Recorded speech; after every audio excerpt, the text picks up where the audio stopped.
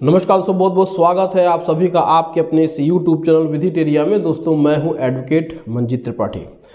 दोस्तों, क्या आप अपने सिक्योर्ड लोन में जब भी बैंक फिजिकल पोजीशन की नोटिस देती है, यानी कि धारा 14 के अंतर्गत, सरफेसी अधिनियम की धारा 14 के अंतर्गत आपको नोटिस दी जाती है डीएम की तरफ से, तो क्या आप सिविल कोर्ट से, आप अपने दीवानी कोर्ट से, आप अपनी लोकल कचहरी से आप स्टे ऑर्डर ले सकते हैं कि नहीं?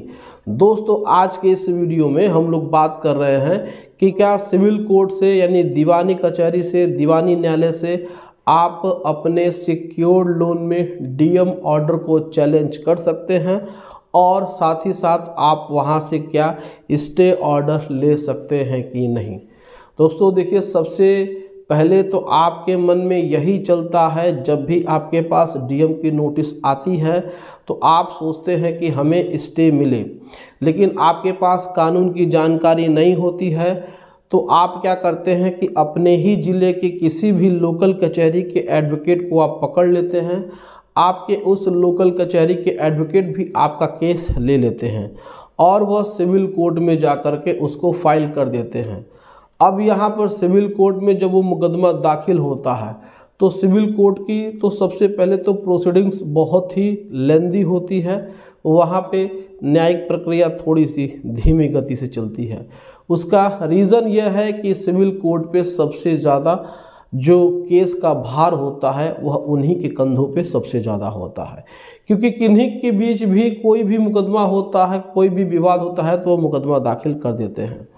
अब यहाँ पर आपके वकील साहब ने आपका मुकदमा वहाँ पे जाके दाखिल कर दिया। अब बैंक को वहाँ पे नोटिस जा रही है कि आपके खिलाफ मुकदमा हुआ है, आप आकर के अपनी जवाबदेही दीजिए, आप अपना रिटन स्टेटमेंट दीजिए।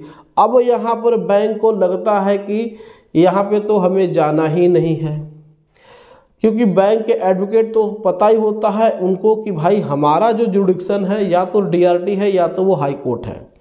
लेकिन बॉरोवर को तो ये नहीं पता था कि भाई आपका जो सिविल कोर्ट है उसको तो अधिकार ही नहीं है कि वह सेक्शन 14 में डीएम के ऑर्डर के अगेंस्ट में स्टे ऑर्डर यानी कि स्थगन आदेश दे दे, क्योंकि सरफेसी अधिनियम की धारा 34 के अंतर्गत यह विशेष रूप से प्रावधान किया गया है, विशेष रूप से इसका उल्लेख किया गया है कि सिविल न्यायालयों का यानी कि दीवानी न्यायालयों का कोई भी क्षेत्र अधिकार नहीं होगा सरफेसी एक्ट के मामले में धारा 14 के अंतर्गत अगर डीएम या कलेक्टर या सीएमएम की तरफ से कोई भी आदेश जारी किया गया है तो, यानी कि फिजिकल पोजीशन के लिए संपत्ति के भौतिक कब्जे से संबंधित कोई भी आदेश डीएम के तरफ से पारित किया गया है तो सिविल न्यायालय का यहाँ पे क्षेत्र अधिकार शून्य माना गया है, क्योंकि यह क्षेत्र अधिकार सिर्फ और सिर्फ डीआरटी और हाई कोर्ट को ही दिया गया है।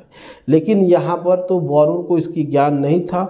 तो यहाँ पे हम आपको बता देना चाहते हैं कि यहाँ पर सिविल कोर्ट से आपको राहत नहीं मिलेगी, और साथ ही साथ आपका जो केस है वह इतना जल्दी डेस्क पे नहीं आएगा, क्योंकि बैंक सिविल कोर्ट में अपीयर होने के लिए वह मजबूर नहीं होता है।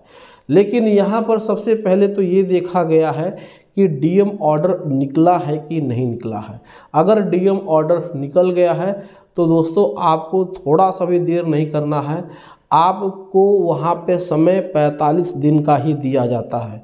जी हाँ दोस्तों, सरफेसी अधिनियम की धारा 17 के अंतर्गत ये प्रावधान किया गया है कि डीएम का ऑर्डर जिस दिन से निकला हुआ है उस दिन से लेकर के अगले 45 दिनों के अंदर में अगर आप उसको अपील नहीं करते हैं तो फिर आपको अपील करने का अधिकार भी नहीं मिलेगा, यानी कि आपकी अपील करने का अधिकार भी खत्म हो जाएगा और जो बैंक चाहेगी वही होगा। बैंक आपके संपत्ति पे भौतिक कब्जा ले लेगी और उसकी नीलामी करके अपना पैसा वसूल लेगी।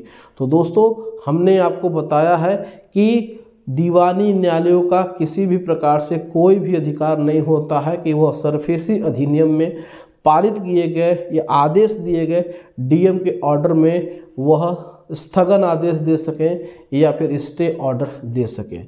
लेकिन यहाँ पर आपको सीधे सीधे डीएम के पास जाना है, ऑब्जेक्शन एप्लीकेशन फाइल करना है, तो हो सकता है कि डीएम उस ऑर्डर को थोड़ी देर के लिए रोक दें, होल्ड कर दें, या फिर आप उन 45 दिनों के अंदर में डीआरटी में सेक्शन 17 यानी कि धारा 17 के अंतर्गत सिक्योरिटाइजेशन एप्लीकेशन फाइल करके आप स्टे एप्लीकेशन फाइल कर सकते हैं और डीआरटी से आप स्टे ऑर्डर ले सकते हैं 25% पैसा अपने लोन अमाउंट का भर के।